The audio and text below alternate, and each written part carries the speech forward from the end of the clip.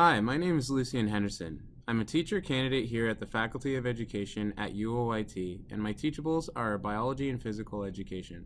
I took some time reading over my digital learning portfolio entries from the beginning of the program until now, and took note of the responses that I appear to be more passionate about. I realized that my teaching vision really encompasses the meaningful relationship between effective classroom management and my ability to create a community of learners. In my first entry here, I spoke about the presence of myths and preconceptions and how my students and myself will be bringing our own set to every learning experience we encounter together, and I asked myself, how can I create an environment where the existence of misconceptions are accepted and looked forward to? I realized that if I could establish a level playing field where the students knew that I too have misconceptions and that I am learning with them, then maybe they would feel less pressured and intimidated to always answer with the correct response. I found these particular questions and the answers I provided to be indicative of the growth that I have personally gone through while I progressed through these first 2 semesters of school. As you can see here, my thought process and intentions were rooted in optimism and preconceptions around how I thought a typical classroom should ideally function. I still agree with most of the comments I made while answering this question.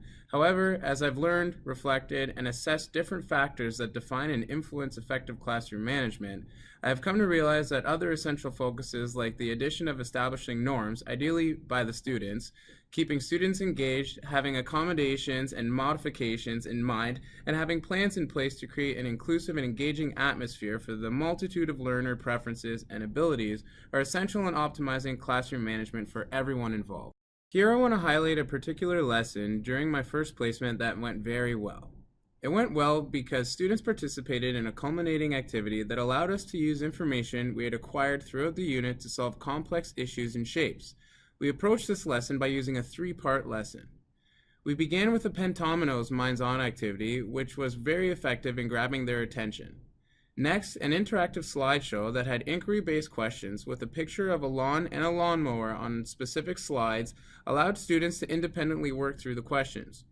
During this time, I was able to accommodate my students who needed one-on-one time by bringing them to the front table to work with me in small groups. After this lawnmower exercise, I brought the class together for a large group discussion. Additionally, I used the time to explain how the activity required them to bring together all the elements that had been taught throughout the unit. Finally, I created a floor plan exercise which belonged to Post Malone, a famous hip-hop artist.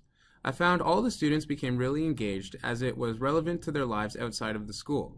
Some students were able to solve it in a 2-step approach where others felt it was more effective to calculate the area of each room individually and add the totals up at the end. I found this to perfectly summarize my vision of classroom management because at this point I had already established trust, rapport, and an understanding of what level of respect was expected in my classroom. I want to visit these 2 questions because although my answers are accurate and arguably true, our role as teachers in a learning community is essentially to work together through an educational continuum where each teacher the student encounters provides valuable opportunities to develop life skills. As a continuum, we have the privilege of teaching skills outside the general curriculum expectations such as self-regulation, prioritizing, respect, inclusivity, equity, inquiry, etc. In conclusion, I want to highlight how my vision of classroom management has evolved. As you can see, my original foundational belief and aspirations regarding classroom management still stand strong. I just have a better understanding of the additional factors that affect classroom management like engagement, peer respect, student-teacher respect for one another, fun and inclusive collaboration, and having the courage to be wrong once in a while to the point where they begin to look for such opportunities. I want to close by pointing your attention to the final paragraph here where I feel I truly define my ideal classroom environment.